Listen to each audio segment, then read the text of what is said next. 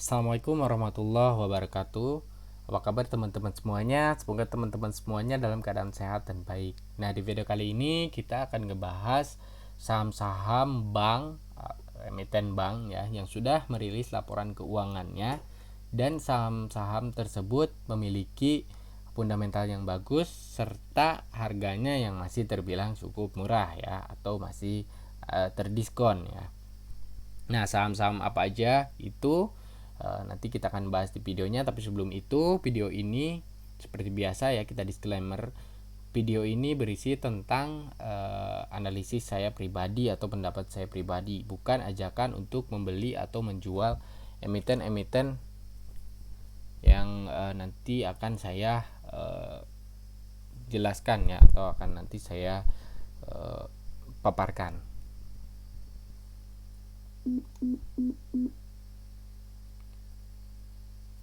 Oke, langsung aja ke emiten yang pertama, yaitu Bank OCBC NISP ya.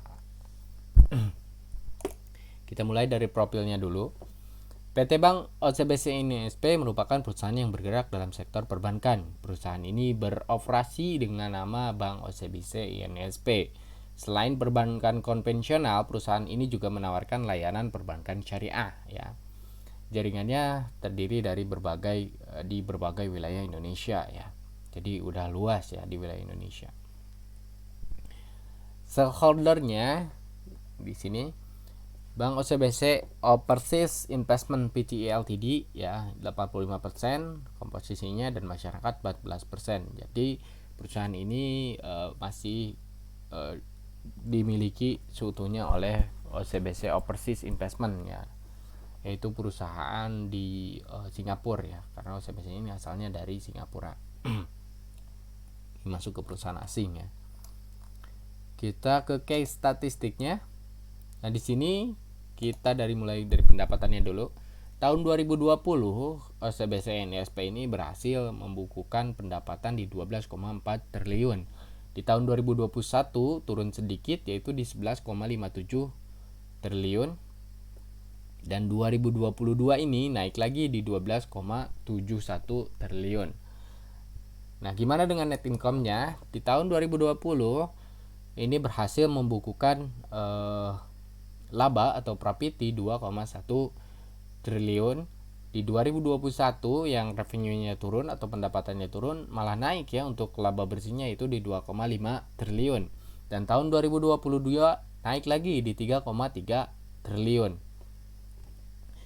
Kita bergeser ke current valuation, yaitu PE rasionya masih di 5,4 kali. Terus di current price to book value-nya ini masih sangat murah atau masih terdiskon, yaitu di 0,53 kali, atau masih terdiskon sekitar 47%-an ya. Geser lagi ke balance sheet-nya. Balance sheet-nya, cash-nya ini masih ada cash di 13 triliun. Total aset ini 238 triliun. Total hutang ada di 204 triliun. Working capitalnya belum diupdate ya. Book value-nya 34 triliun, dan current book value per share-nya ada di 1490,97 lembar per lembar saham ya. Jadi untuk NISP itu sendiri masih terdiskon cukup lumayan ya, bahkan mungkin bisa beggar ya. Fresh performance-nya dalam 1 minggu terakhir ini udah naik 3,95%. 1 bulan terakhir itu ada 6,4%, 3 bulan terakhir ini ada 6,4% juga sama, dan 6 bulan terakhir ini ada 13,67%. 1 tahun terakhir ini ada 22,48%. 3 tahun dan 5 tahun masih minus, tapi saya yakin nanti bakalan balik lagi. Harga tertingginya selama 52 minggu terakhir atau 1 tahun itu ada di 810, dan harga terendahnya itu ada di harga terendahnya ada di 615 ya. Oke, nah ini di sini sudah sangat jelas ya fitur-fiturnya. Nah, dia juga bagi dividen ya tiap tahunnya. Ini tahun kemarin ada di 22 lembar saham atau payout ratio-nya di 20% ya. Dividend yield-nya 2,78%. Nah, kita cek di sini NISP ya. Untuk NISP sendiri ini kita cek asetnya ada 238 triliun tadi, hutangnya ada 204 triliun. Terus equity-nya di 34 triliun. Jumlah sahamnya 22 miliar. Revenue-nya itu tadi 12 triliun ya, 12,2 triliun. Laba ruginya di 3,3 triliun dengan ROE itu 9,72% ya. Dan ROA-nya di sini ada 1,39. Earning per share-nya di 146, book value-nya di sini di 1506 dengan PBP 0,52 dan dengan harga terkininya 790 ya. VE fair-nya ya, fair-nya di 5,39 kali dengan target harganya yaitu 3012 ya. Bisa sampai enggak? Kalau menurut saya bisa ya, tapi ya balik lagi, fundamental itu tidak bisa instan ya, tetap memerlukan waktu. Tapi ya jelas ya, NISP ini terbilang terdiskon atau masih sangat murah ya. Ini saham pertama bank yang paling murah di antara yang lain. Oke, kita lanjut ke saham yang kedua, yaitu Bank BNI. Nah, untuk Bank BNI itu sendiri, saya udah buatkan video terpisah jadi di minggu kemarin, jadi teman-teman nanti tinggal cek link di deskripsi ya. Tapi kita bahas juga di sini review singkatnya pakai data saya aja. Untuk Bank BNI itu sendiri, di sini ROE-nya di 13%, ROA-nya 1,78 dan earning per share-nya di 991 ya, book value-nya 7.593. Terus PBP-nya itu ada di 1,22 dengan harga terkininya 9.300, fair-nya di 9,38 kali dan targetnya itu di 15.187 rupiah per lembar saham. Jadi masih ada sekitar 6 ribuan ya, 5 ribuan ya, 5 ribuan lebih lah gapnya. Dan kemarin juga saya udah jelasin tentang Bank BNI ini, jadi teman-teman tinggal klik link di bawah video ini ya. Dan saham yang ketiga untuk perbankan yang masih murah yaitu Bank Mandiri ya, Persero. Nah, kita cek profilnya seperti biasa. PT Bank Mandiri ini atau BMRI ini merupakan bank BUMN, jelas ya, ini sama seperti Bank BNI yang melakukan usaha di bidang perbankan. Entitas bank perseroan di antara Bank Syariah Mandiri ya, itu kalau sekarang itu udah BRIS ya, Bank Syariah Indonesia. Nah, ini banyak banget anak usahanya, jadi teman-teman bisa baca sendiri ya. Entitas asosiasi pengendali bersama perseroan yaitu Kustodian ya, Central Efek Indonesia, Bapindo, Bumi Sekuritas, Sarana Bersama Pengembangan Indonesia Investasi, West Electronic, Singapura Perdagangan dan Eceran. Perseroan memiliki produk layanan berupa wallet self banking, ekspor dan impor, advisory dan retail banking ya. Perseroan memiliki jumlah cabang 2.312, banyak banget ini. ATM di 15.444, jumlah ATM link di 47.323. Perseroan juga memiliki 8 kantor cabang luar negeri atau perwakilan. Ini lumayan udah gede ya bang ini.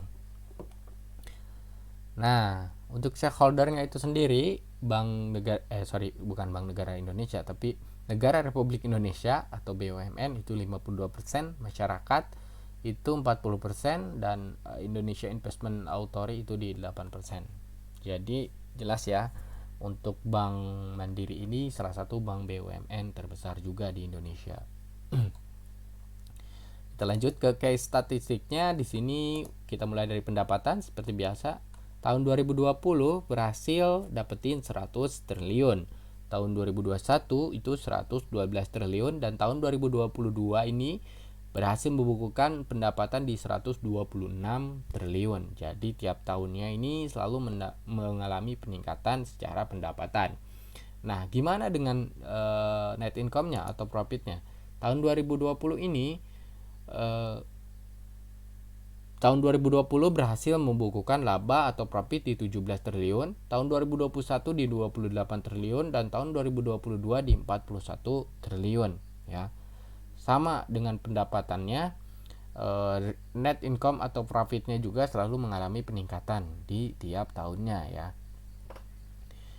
Kita ke current valuation. Di sini current PE rasionya di 11 kali ya, current PE ratio di 11,25 kali. Terus current price to book value-nya di 2,2 kali ya. Terus kita cek di sini di balance sheet-nya. Balance sheet-nya cash-nya ada di 27 triliun, total aset ada di 1992 triliun, dan total hutang ada di 1740 triliun. Nah, working capital-nya belum update, nanti belum diupdate Stockbit ya. Book value-nya ada di 229 triliun dan current book value per share-nya ada di 4.921 ya. Kita ke sini ke price performance. Nah, dalam 1 bulan terakhir, 1 minggu terakhir dan 3 bulan terakhir ini masih minus ya, antara 2%-2%an ya. Belum sampai 3%. 6 bulan terakhir ini udah untung 20,30%, 1 tahun terakhir ini 32,78% dan seterusnya. Harga tertinggi dalam 1 tahun terakhir ada di 11.000 dan harga terendah ada di 7.175 ya. Oke, apakah ada disediakan analisisnya? Oh, ternyata ada. Nah, 34 analis rating for BMRI ya. Jadi ada 34 analis yang memberikan rating untuk Bank Mandiri, yaitu diupdate-nya tanggal 30 Januari tahun 2023. 32 diantaranya merekomendasikan untuk buy dan 2 diantaranya merekomendasikan untuk hold. Jadi artinya 90% analis memberikan rating untuk Bank Mandiri ini yaitu untuk buy ya. Sisanya hold. The average price target di 11.711 ya. Target rata-ratanya. With high estimate itu di 13.500 dan low estimate-nya di 10.000. Nah, untuk sekarang harganya masih di 9.925 dan low-nya itu 10.000. Jadi masih ada gap sekitar 75 poin ya untuk Bank Mandiri ini. Target target rata-ratanya ada di 11.700 ya. Jadi masih ada jauh dan high-nya itu di 13.500 ya. Saya yakin untuk Bank Mandiri ini pasti sampai ya. Analisis konsensus estimate-nya untuk tahun 2022 tadi udah dibahas ya. Terus tahun 2023 nanti mudah-mudahan Bank Mandiri ini bisa membukukan pendapatan di 133 triliun, terus operating profit di 61 triliun, net income di 44,6 triliun dan earning per share-nya di 955 ya. Ini masih estimasi untuk tahun 2023 yang diberikan oleh analis untuk Bank Mandiri ya.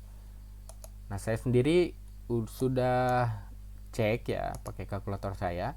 Nah, ini untuk Bank Mandiri itu sendiri asetnya ada di 1992 triliun, utangnya di 1544 triliun, terus equity-nya ada di 252 triliun dengan jumlah saham 46 miliar lembar. Pendapatannya itu di 112 triliun, laba ruginya di 41 triliun, dengan ROE itu di 16,32% atau lebih tinggi dari bank OCBC, NISP dan BNI ya. ROA di 2,07% ya. Ini lebih tinggi juga daripada bank NISP dan BNI. Earning per share-nya di 891 lembar saham ya. Book value-nya itu di 5.459 dan PBB-nya ada di 1,82 ya. Jadi PBB-nya sudah hampir mendekati angka 2. Harga terkininya di 9.925. Terus fairnya itu di 11 kali, dan target saya untuk Bank Mandiri ini ada di 10.919 lembar saham ya. 10.919 rupiah per lembar saham. Jadi dari ketiga bank ini yang paling murah menurut saya adalah Bank OCBC INSP, jelas ya. Yang kedua adalah Bank BNI, dan yang ketiga adalah Bank Mandiri. Nah, buat teman-teman yang koleksi, mungkin masih ada yang koleksi atau mau koleksi bank ini, nah menurut saya saham yang paling murah adalah Bank OCBC NISP ya. Tapi tidak bisa dibandingkan sebenarnya dengan Bank BNI dan Bank Mandiri, karena Bank BNI dan Bank Mandiri itu udah cukup luas cakupannya dan udah cukup gede ya. Tapi untuk valuasi ya, kita bisa samaratakan untuk Bank CBC ini selalu mengalami peningkatan di tiap tahunnya atau memiliki fundamental yang cukup bagus juga ya. Oke, mungkin itu saja video dari saya untuk 3 bank yang masih terbilang cukup murah. Kurangnya saya mohon maaf. Assalamualaikum warahmatullahi wabarakatuh.